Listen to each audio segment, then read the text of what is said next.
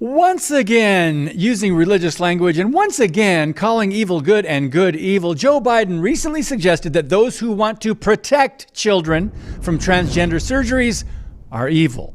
He said it's terrible, close to sin, as if he has any clue about God, sin, and morality. Now, in response, Florida Governor Ron DeSantis released a graphic video showing the gruesome effects of trans surgeries: physical, emotional, financial, psychological damage the Biden administration calls a right. I'm David Fiorazo, and this is Christ and Culture.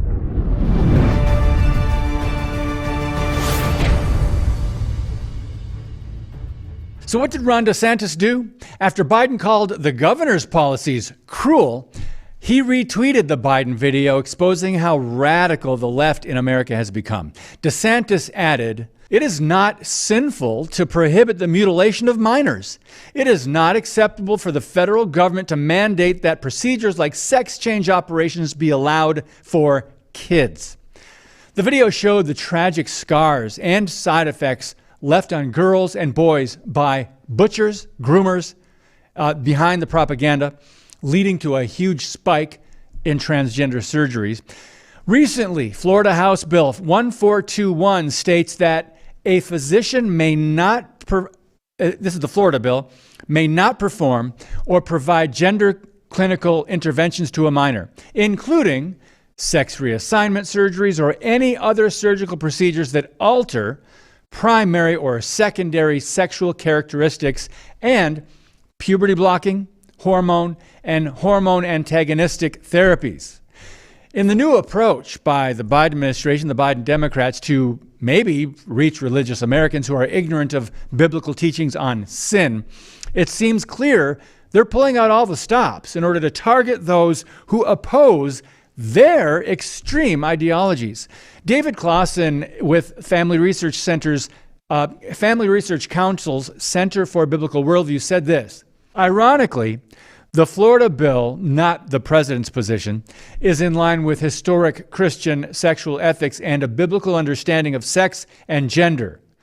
The very first chapter in the Bible makes it clear that God's design for his image bearers is that we are born male and female, and that this design is good and ought to be acknowledged and embraced," end quote.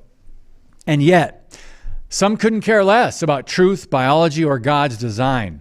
Democrats have definitely drawn a line in the sand, and this should be a top campaign issue leading up to the 2024 national elections.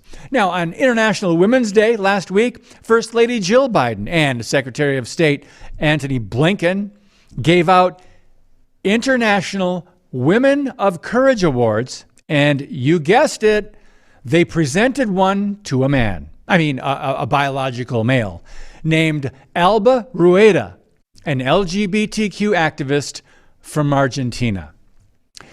Joe Biden proudly announced his support for federal legislation requiring states to allow hormone treatments and sex change operations for transgender kids.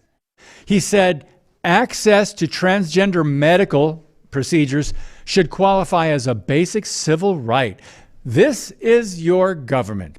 Now, unfortunately for the delusion-driven reprobates on the left, we are now seeing more and more de-transitioners, full of regret and often serious medical or physical complications involved. American citizens who voted Democrat, you're complicit. The education system and many in the media, you're complicit. And doctors who perform the sex surgeries on healthy young boys and girls, you're also complicit. As journalist Christopher Rufo says, the transgender child has become a new totem to the left. Biden has it backwards because the reality is it's sinful to put kids on the path to permanent medicalization and irreversible surgeries. Rufo said this, quote, "We're castrating kids in service of a political ideology that uses them as totems to move humanity into the new left-wing metaphysics. It's something that we're going to see in the next few years yielding horrific consequences, dystopian consequences, because it's fundamentally at war with reality of the universe, the reality of human nature. It cannot stand. They are in rebellion, at war with the God of truth. And sadly, for too many Americans, it doesn't matter that the left has gone this far or overplayed their hand. Just keep voting for whoever has a D in front of their name, right? As for the silence of the majority, few seem to notice or care during the 2020 election cycle when Joe Biden kept implying those on the right, Republicans, Christians, were evil, often referring to a countrywide conflict, a battle for the soul of the nation. This epic, intensifying end times battle is between the forces of darkness and those who stand against the onslaught of evil. Those who claim the name of Christ must resist this.